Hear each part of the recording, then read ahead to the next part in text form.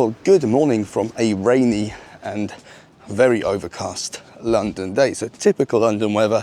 Some people have told me that London looks so sunny all the time, but it's because I choose to make these videos on sunny days because it's more pleasant. But today is definitely not sunny, even though the sun is breaking over there, and according to the forecast today should be a mix of heavy rain showers and sunshine, which is why I'm out.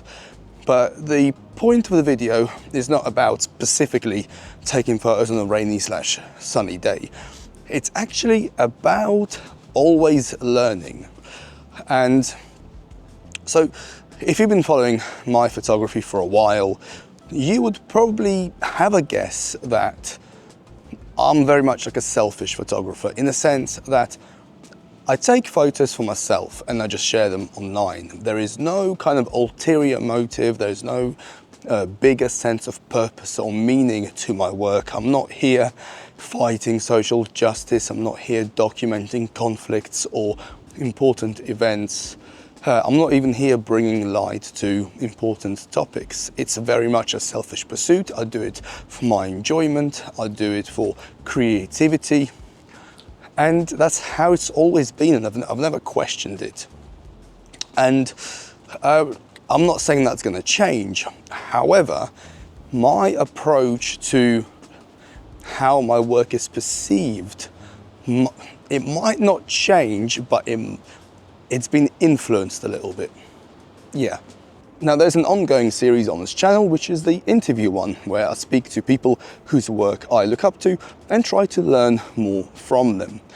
In every single interview that I've done, I've picked up something small to take with me. However, in the previous interview, or the one before that I did with Jorge from the Royal Society, not only did I learn something, but I feel that particular chat has, again, it hasn't changed my approach to photography, but it certainly opened a new door in terms of how I think about my work, how I approach my work, and ultimately how my work is perceived by others. Now, if you're familiar with Jorge's work or you follow any of his accounts, you would be aware that he is the opposite to me.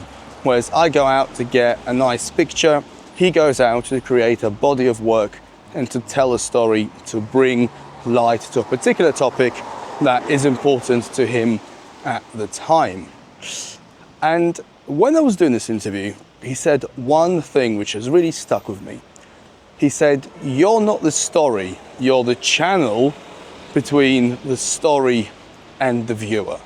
And as I've been thinking about this over the last month, it's really starting to make sense to me, because, well, photography is the only real art form where you have to be physically present in order to create. If you're a painter, you can, and you have a good imagination, you can create the most insane landscapes, cityscapes, paintings, art from a dark basement in the middle of nowhere. If you're a writer, you can write the most mesmerizing books in the middle of a field.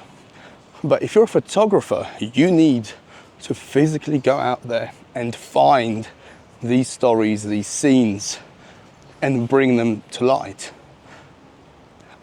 And as I ponder this, Jorge's approach is really starting to strike a chord. I don't know if that's the right term, but it's definitely making me think and making me reevaluate my approach to photography in general. Now, does this mean that as of today, I am now a documentary photographer focusing on stories and my entire approach will shift? No.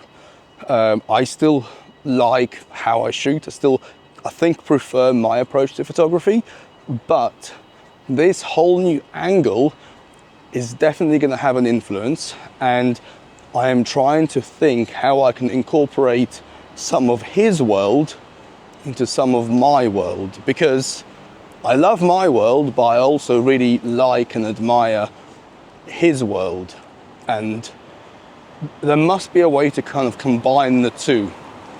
And it's not going to be instant, but I think gradually, as I look at my work from a longer term perspective, this is something that I am going to be actively trying to think about and to incorporate into what I do.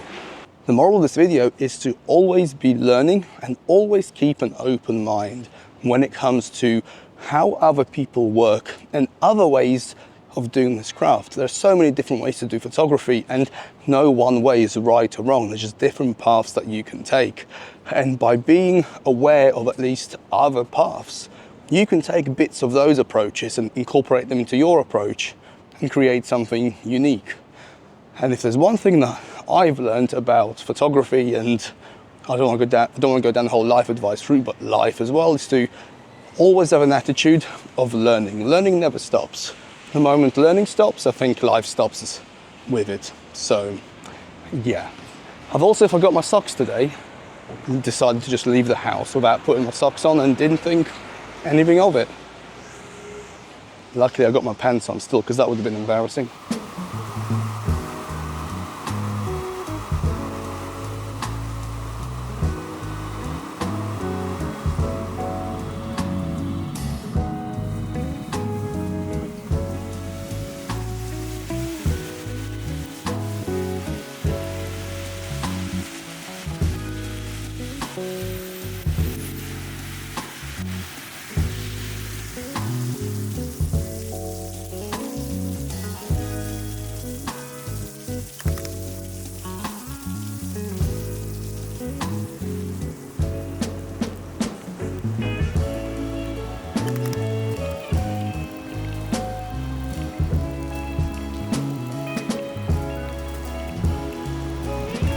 Now, some people might say it's careless to purposefully use such an expensive camera in these horrific conditions, but I think it's due diligence, because right now, let's say if this camera dies, it's going to be very annoying. I'm going to send it away, it'll cost me money, but I've not lost anything, right? Now imagine if I am in a remote part of the world or somewhere that's cost me a lot of money to get to. Well, there's something amazing going on and I'm shooting it and the camera fails on me then. That would be a lot more expensive than just a camera that might need some repair or a new circuit board or a new processor or whatever. And I speak from experience, because I've been in situations where I needed my camera in heavy rain and it failed. Equally, I've been in situations where the camera powered through a particular event, let's just say, and I got the photos that I wanted. A good example of that was in Da Nang in Vietnam, where you have the dragon. After the fire breathing thing is over, it actually shoots out a huge jet of water, and I managed to get a shot that I really like, and the camera behaved. So yeah, in these particular cases, some reflections. In these particular cases, I would much rather, no thank you, I would much rather put it through its paces here in an environment where there's not much to lose than end up in a position where you lose more than, a few weeks with a camera while it's being repaired.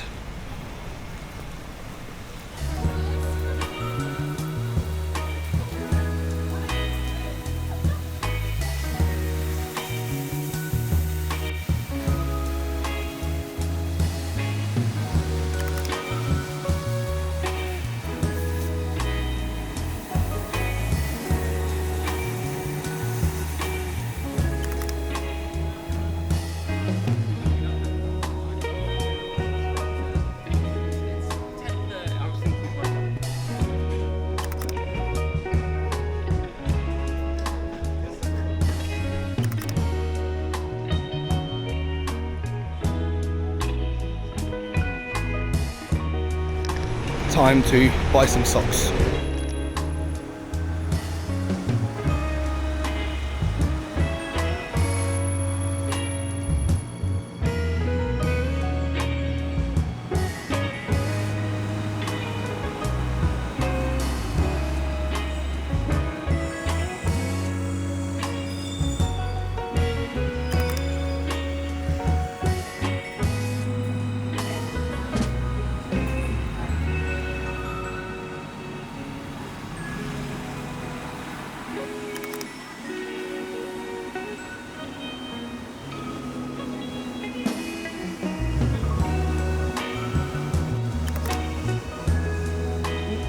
Well, look at this, the sun is out now properly. There's some, Jesus, look at the state of that cloud. Wait, I mean, the photo itself is not very good, but the cloud's insane.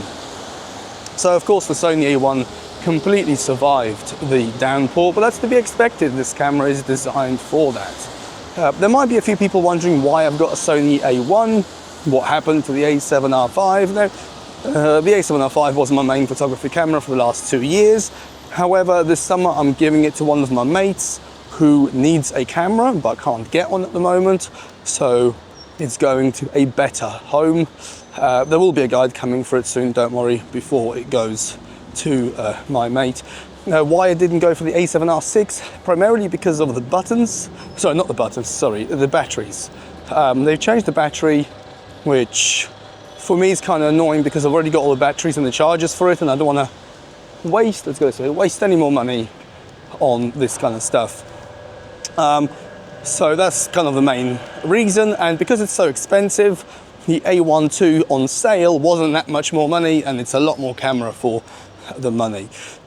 Now, why the A1? So the first reason is the extra physical dials for the focusing and the drive mode. They are very, very useful because I often switch drive modes and focus modes, and it makes me feel like the old Fuji X-T3 that I used to use with all the dials and stuff. But anyway, the instant electronic shutter is fantastic. There is 0 rolling shutter for photo or for video, and just the general speed of the camera is so good. It's a very fast camera, and it's just kind of like the best of all the Sony worlds. And yeah, considering I use it as a tool, and it just kind of worked out, at least in my mind. So far I'm really enjoying it. It's a great camera. It's definitely kind of the shortest distance between me seeing something and shooting it. So it's like, yeah, I think that makes sense. There'll probably be a blog and stuff on this in the future.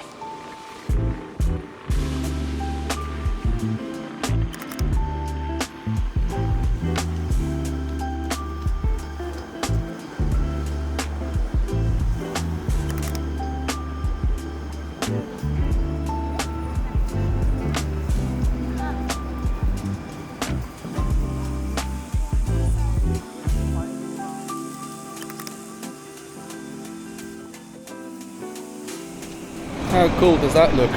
Just got into the city, the sun is fully out, everyone's out for their lunch breaks, the light's amazing, so I'm just walking around here and shooting. It's really good.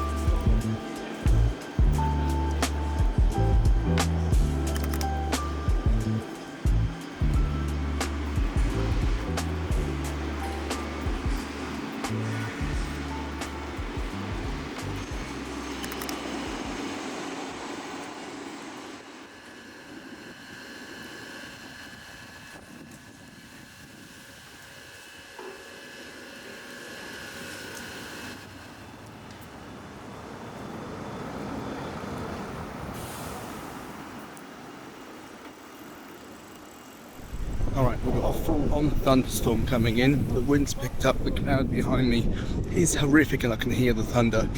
Old Aaron just texted me because he's on the other side of town and he said that it's about to go off. So, with my 30% battery, let's see what happens. Hopefully it'll be good. The first drops of rain have started and I've just made it to bank. I was actually walking from this spot of town back towards the west. But when I heard the thunderstorm, I thought I want to be in at least a decent area to shoot, and I ran back towards here. So yeah, let's see.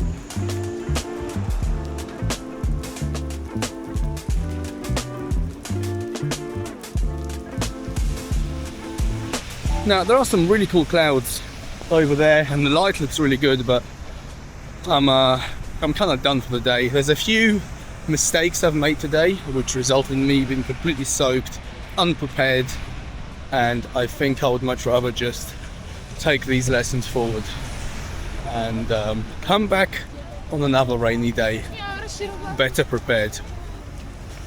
So yeah, I'm gonna take the first train home, jump in the hot shower, hot cup of tea, and hopefully I've got something good on this camera. I generally don't know if I've got anything worthwhile or not.